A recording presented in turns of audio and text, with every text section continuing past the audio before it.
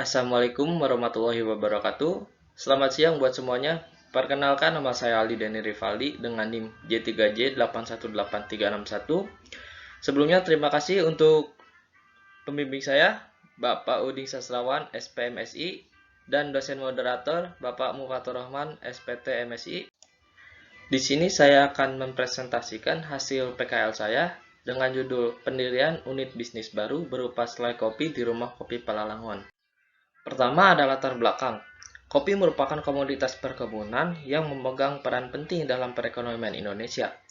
Kepemilikan perkebunan kopi di Indonesia didominasi oleh perkebunan rakyat sebanyak 99%. Perkebunan rakyat bisa memproduksi 17.628 ton, sedangkan perkebunan swasta hanya mampu memproduksi 55 ton. Rumah Kopi Palalangon yang memiliki lahan seluas 3 hektar dengan volume produksinya mencapai 700 kg per tahun. Untuk memanfaatkan itu, Rumah Kopi Palalangon akan mengembangkan usahanya dengan mengolah biji kopi menjadi selai kopi guna memiliki unit bisnis baru dan menambah pendapatan perusahaan. Bisnis selai kopi ini masih sedikit diproduksi oleh perusahaan lain, sehingga faktor ini menjadi peluang yang besar untuk Rumah Kopi Palalangon masuk ke pasar. Tujuan kajian ini dibuat, yang pertama itu untuk merumuskan ide pengembangan bisnis di Rumah Kopi Palalangon. Nah, tujuan yang kedua, mengkaji peluang dari pengembangan bisnis membuat produk selai kopi di Rumah Kopi Palalangon. Sejarah dan perkembangan Rumah Kopi Palalangon. Rumah Kopi Palalangon didirikan pada tahun 2012 yang dipimpin oleh Bapak Ayus Teja. Lokasi Rumah Kopi Palalangon yaitu di wilayah Gunung Puntang, Banjaran, Kabupaten Bandung. Rumah Kopi Palalangon sering mengikuti event kontes kopi. Saat itu, Rumah Kopi Palalangon mengikuti kontes di Jakarta Expo.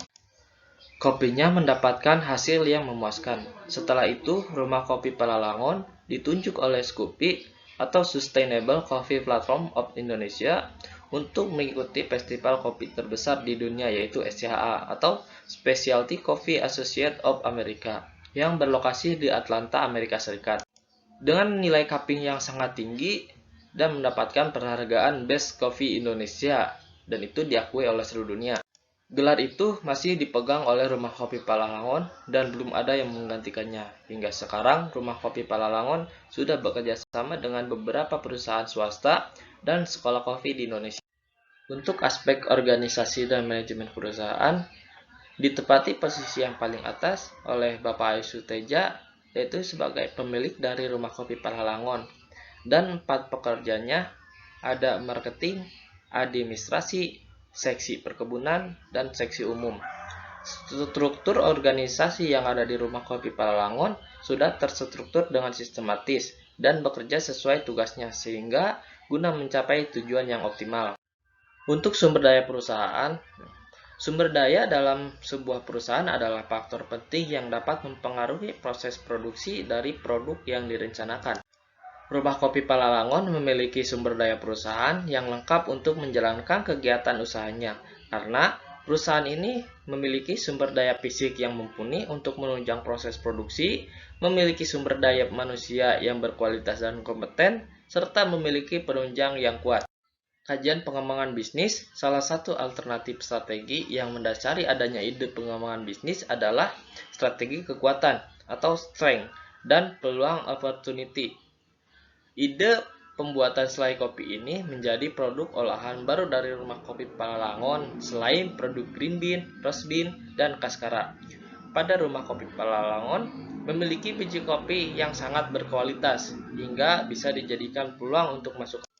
Dapat dilihat dari faktor internal kekuatan, memiliki biji kopi yang berkualitas, memiliki sarana dan prasarana yang lengkap, memiliki pelanggan tetap, memiliki tenaga kerja yang kompeten, Best Coffee of Indonesia by Specialty Coffee Association Amerika. Kemudian faktor eksternalnya yang menjadikan peluang, pertama dapat bersaing di pasaran, kedua mendapat jangkauan semua konsumen, tiga sebagai kompetitor yang disegani, 4 dapat memenuhi kebutuhan konsumen. Rencana pengembangan bisnis yang akan dibuat di Rumah Kopi Palalangon adalah pendirian unit bisnis baru berupa selai kopi yang akan dijual di pasaran, sehingga selai tersebut bisa menghasilkan nilai tambah untuk Rumah Kopi Palalangon. Untuk gambarannya, biji kopi yang sudah di roasting nanti akan digiling halus. Kemudian nanti akan dicampurkan dengan bahan baku yang lain seperti mentega, terigu, gula halus, dan campuran air dari cold brew yang akan dimasak bersamaan dengan si bubuk kopi tersebut.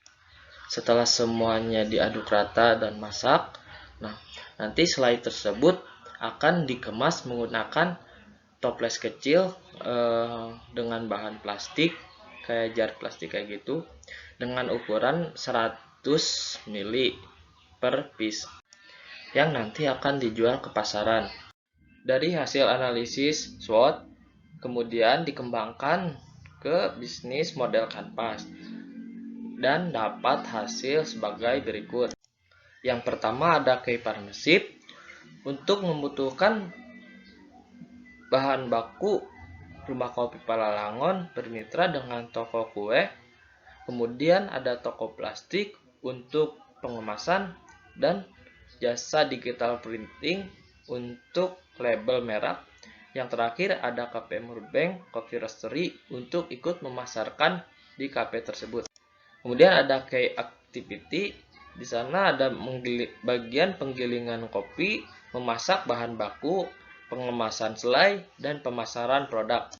Lalu ada key resource yang di sini merupakan aset yang penting bagi Rumah Kopi Palalangon, yaitu ada produk selai, karyawan, handphone, dan alat perlengkapan produksi lainnya.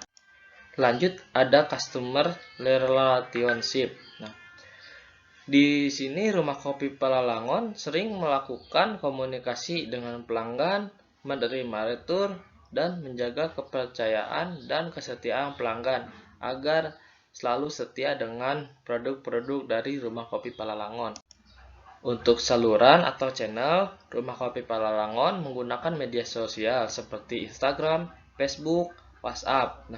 Untuk dari offline sendiri yaitu kantor Rumah Kopi Palalangon dan ada juga di Murubeng Coffee Roastery. Untuk customer segment sendiri, Rumah Kopi Palalangon dari selai kopi adalah ibu rumah tangga, para pencinta kopi yang usianya minimal dari 17 tahun. Lalu value proposition, selai kopi ini diproduksi dengan bahan yang berkualitas dan menjaga kebersihannya yang higienis. Selai ini dihargai sebesar 20.000 sehingga masih terjangkau untuk kalangan bawah. Terdapat dua cost struktur, yaitu ada biaya tetap dan biaya variabel. Dan sebelah kanannya lagi ada revenue stream, yaitu pendapatan penjualan online dan pendapatan penjualan offline. Untuk aspek finansial pengembangan, di sini telah didapat biaya tetap dengan total 13.500.000. Kemudian ada biaya variabelnya dengan total biaya 15.980.000. Dari kedua tersebut lalu dihitung menjadi RC rasio dan mendapatkan hasil 1,35. Maka jika RC rasio lebih dari 1, bisnis tersebut dikatakan layak. Ada simpulan dan saran. Dari simpulan, rumusan ide pengembangan bisnis pada Rumah Kopi Palalangon dilakukan berdasarkan analisis SWOT, kemudian dikembangkan menggunakan analisis bisnis model kanvas. Berdasarkan analisis bisnis model kanvas, rumusan ide pengembangan bisnis adalah pendirian unit bisnis pengolahan biji kopi menjadi selai kopi, yang bertujuan untuk menambah produk dan nilai tambah terhadap produk biji kopi yang dijadikan selai kopi. Ide pengembangan ini muncul karena belum ada produk olahan selain green bean, roast bean, dan kaskara. Kemudian, karena masih sedikit perusahaan yang membuat produk selai yang berbahan dasar kopi, sehingga Rumah Kopi Palalangon mempunyai peluang untuk masuk ke pasar tersebut. Serta, dengan menambah unit bisnis baru, pengolahan dapat menambah pendapatan perusahaan. Berdasarkan aspek finansial, analisis laba rugi terjadi peningkatan laba bersih sebesar Rp10.467.400 dan mendapatkan RC rasio sebesar 1,3 yang memiliki arti bahwa apabila RC rasio lebih dari 1, maka bisnis tersebut dikatakan layak. Kemudian yang terakhir ada saran. Penulis menyarankan kepada perusahaan untuk menerapkan bisnis model kanvas karena pendirian unit bisnis baru selai kopi ini layak untuk dijalankan. Dalam menjalankan bisnis selai kopi pada tahun pertama, perusahaan Rumah Kopi Palalangon perlu meningkatkan promosi yang dapat menarik perhatian para konsumen, dan produk olahan ini akan tetap mendapat tempat di pasar dengan membuat inovasi produk agar tetap bersaing dengan jenis produk yang serupa. Terima kasih untuk semuanya. Mohon maaf banyak kata-kata yang salah. Terima kasih. Assalamualaikum warahmatullahi wabarakatuh. Selamat sore.